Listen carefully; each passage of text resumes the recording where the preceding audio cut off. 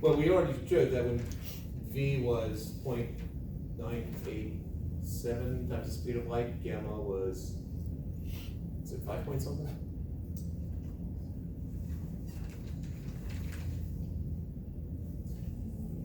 As v gets bigger and bigger, this expression under the radical gets smaller and smaller. Because as v gets closer to c, this fraction gets closer to 1, we get 1 minus something close to 1. So then my denominator gets smaller and smaller. What happens to gamma? No, maybe smaller, so gamma is less. Should I just say Think it to. backwards? As the denominator gets smaller, Oh, gamma gets bigger. yes. Sorry. As the denominator gets smaller, because you're dividing into smaller and smaller parts. All right. So as the denominator gets smaller, gamma gets bigger. So, but it's supposed to go in the other direction. How small can gamma get? In theory, gamma can get as large as infinity. From a physics point of view, not a math point of view. How small can it get? Think of the smallest speed, plug it in.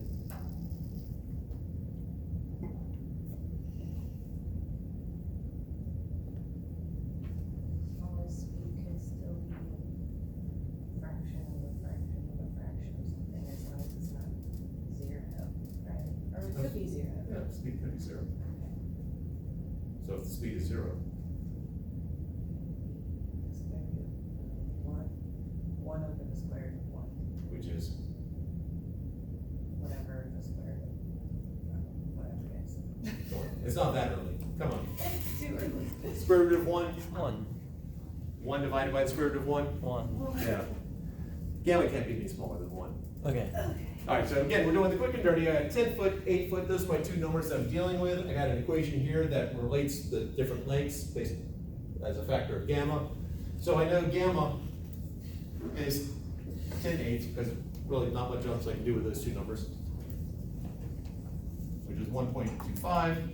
And so now I just have to figure out what speed that relates to. So that's 1 over the square root of 1 minus v squared over c squared. Square root of 1 minus v squared over c squared equals 1 over 1.25. I square both sides, and whatever that square is. Someone be kind enough. Or, wait a second, I should be able to do that. That would be 0.64.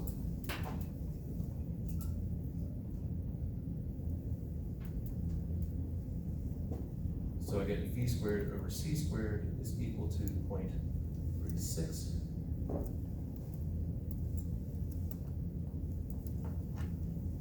So v over c is 0.6. And so v is traveling 0.6 speed of light. Assuming I didn't make a Carol's error.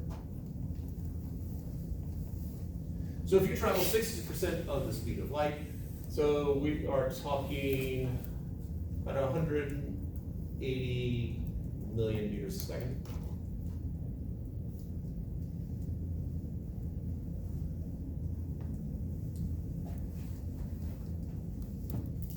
Now this v is equal to 0.6 c. Yeah, good luck on being able to actually do this. That's why the evidence was not driving cars into garages, but the evidence comes from these tiny little particles that we can actually get the speed of light.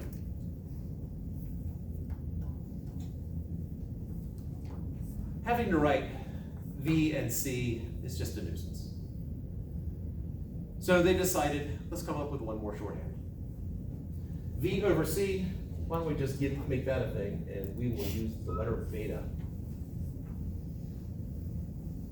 So we'll throw that over into our notation over here. So beta is equal to v over c, which means this is equal to 1 over the square root of 1 minus beta squared. So we can now talk about speeds in terms of beta. I have a vehicle with speed of beta is equal to 0.6. Technically, it's a ratio. What was the other thing that beta was?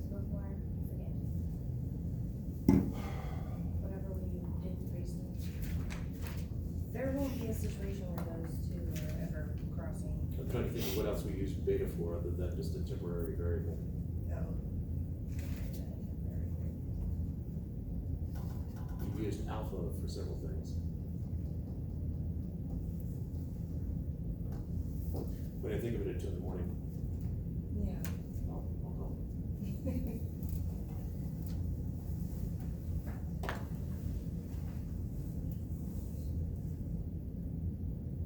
Now, the trouble with this scenario is that from the garage's point of view,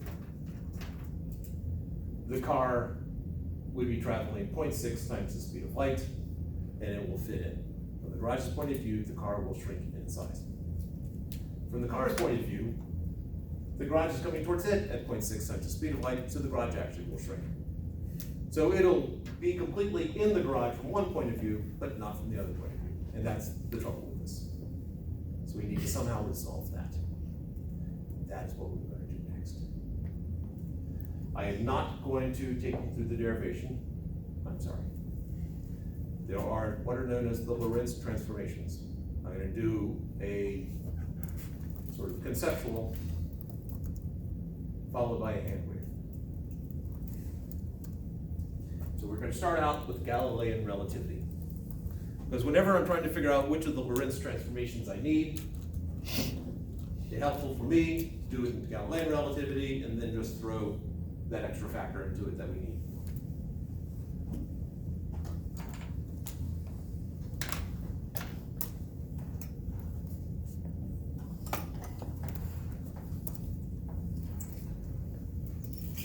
Car, light. We'll call this the car frame and the lap frame. So lap frame, you're standing on the side of the road watching this car go. From the car's point of view, it's just cruising along. At this point right here, then lap frame we'll call X, the car frame we'll call X prime. At this point right here, we synchronize it so that X equals X prime equals 0. We also synchronize our clocks, so T equals T prime equals 0. So we're now synchronized. There's something happening over here. The light changes, the car is moving on. So when the car is here, and I drew it smaller because that is my artistic ability, I am not indicating that there's any length contraction going on. It's traveling some speed v for a certain amount of time. So from my point of view, I'm sitting on the side, I'm watching the car go by, I know it's traveling at speed v and time t according to me.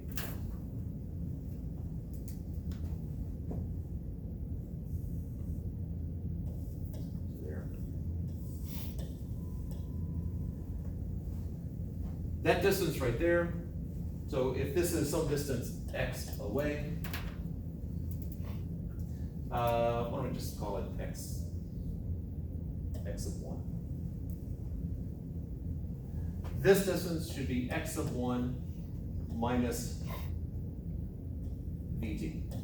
The car is traveling some distance vt, I probably should call that time 1 also.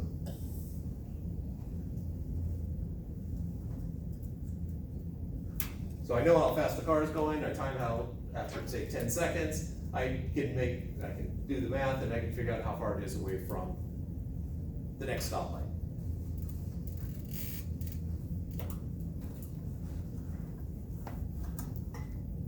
So in Galilean relativity, time is the same for everybody. In the x prime frame, in other words, from the car's point of view, car is x minus vt. So this is what I say that the car's point of view says how far it is away from the next light. Galilean relativity. However, we're dealing with special relativity. Time is not the same for everybody. And so the way that we deal with that is that x prime is actually, we throw the gamma into it.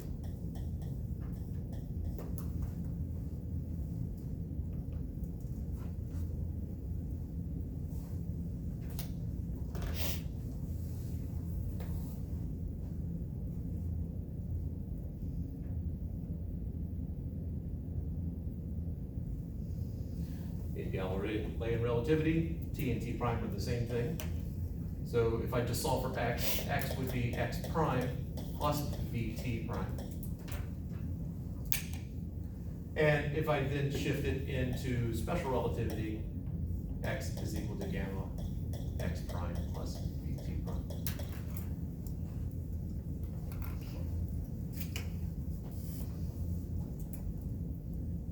I mean, in the end, if you're traveling near this, if you're traveling far away, much less than the speed of light, gamma is so close to 1, Galilean relativity should come out of it.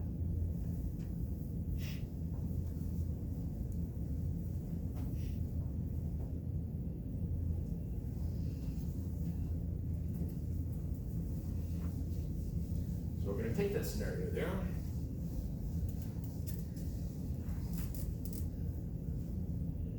We're going to shift it around to the pole vaulter.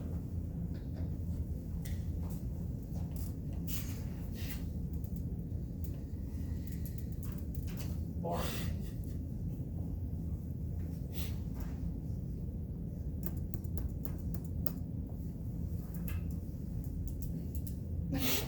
Sorry. That was funny. Person with pole vault. Again, that's, I can't do it cold, I have to monitor.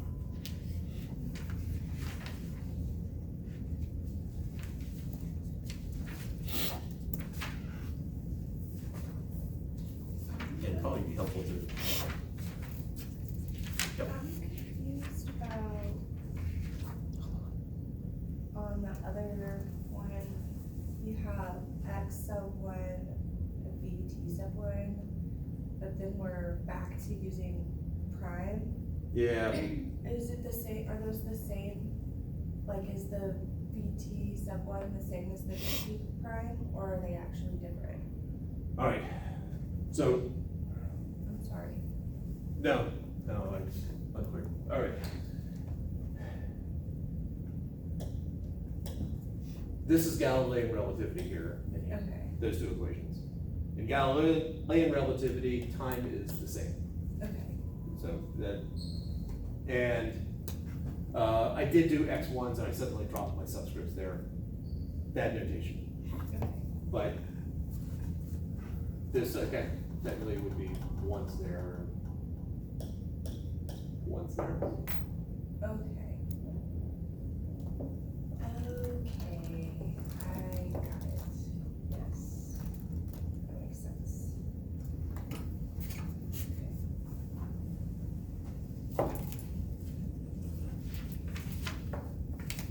Yep, too far.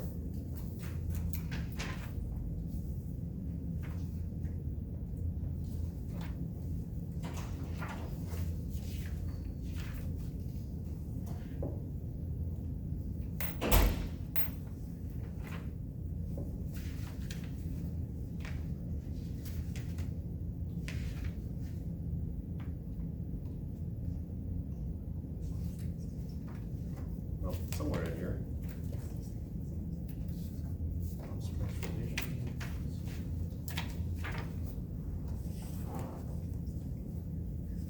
That's the third derivation of it.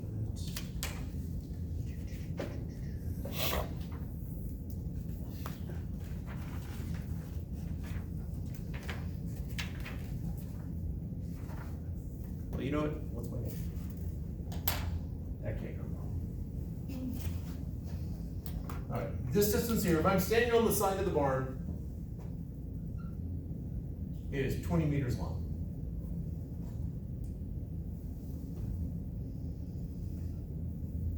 Sorry. 16 meters long. The pole is 20 meters long.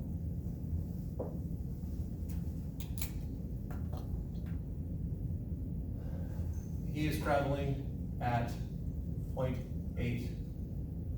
So beta is equal to 0.8. Relative to the barn.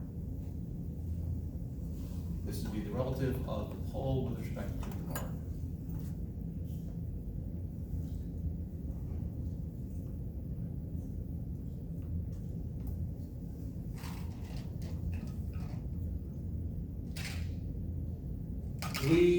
as soon as the left end of the pole is passes by here,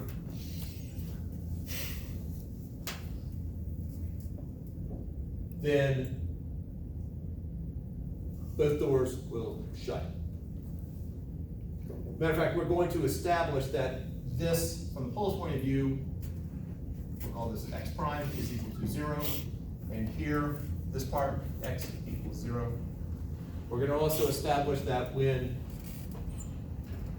x prime equals 0, in other words, when the left end gets to here, that we will synchronize the clock so t equals t prime equals 0.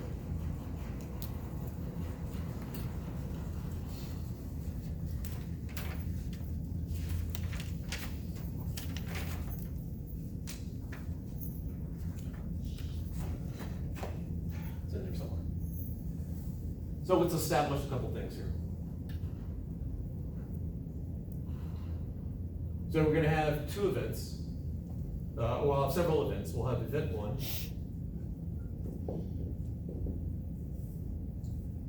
Left end of pole gets to left end of bar. Event 2.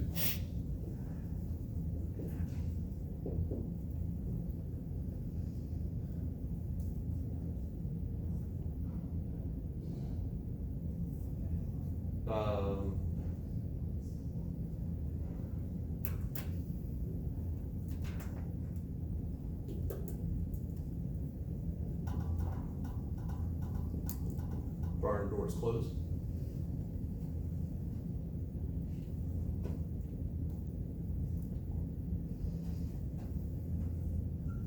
Event 3. Right end of pole.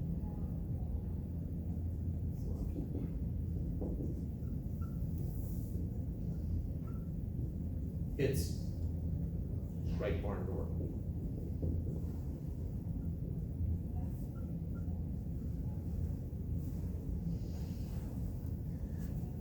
And one other bit of timing here is that in the barn frame,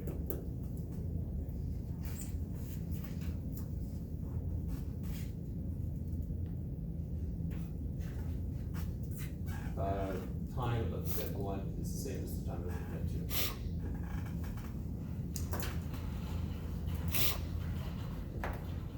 So if you're sitting on the barn, sitting at the barn, this pole is coming in, as soon as that left end clears, you flip the switch and instantaneously the magic eye hits it and both barn doors shut. Think Star Wars, when they were closing, they were on the Death Star, R2-D2 was reading the schematics, and they shut the door, then go, except faster.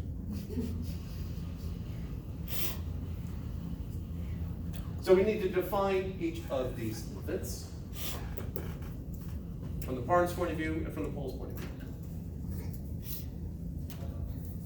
Technically from the left side of the barn's point of view and from the left side of the pole's point of view. So barn. Left end of pole gets into, so event 1, x1, t1 is equal to 0 meters, 0 seconds. Because that's when we're synchronizing.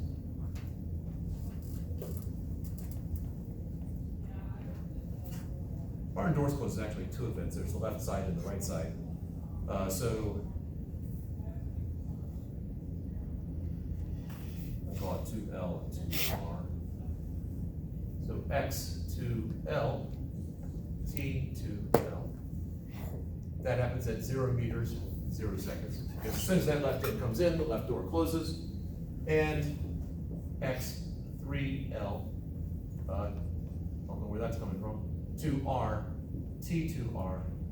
From the barn's point of view, that happens at 16 meters, 0 seconds.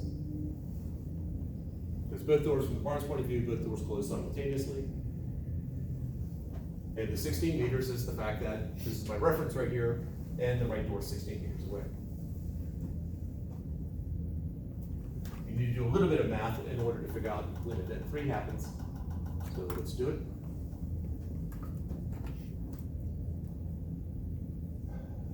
I need to figure out, so traveling at 0.8 times the speed of light.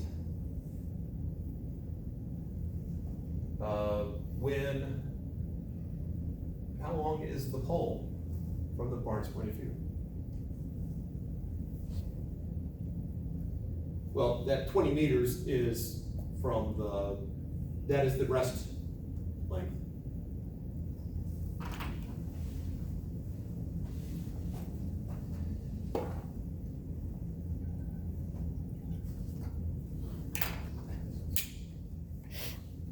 So let's first figure out the Lorentz factor. Gamma is 1 over the square root of 1 minus 0.8 squared. Because I said beta was 0.8.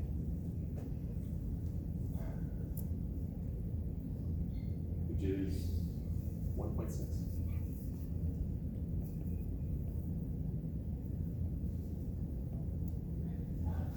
So 3, 4, 5 triangle, so this would be 0.6 on the bottom, 1 over 0.6, which is 10/6, which is 1.63.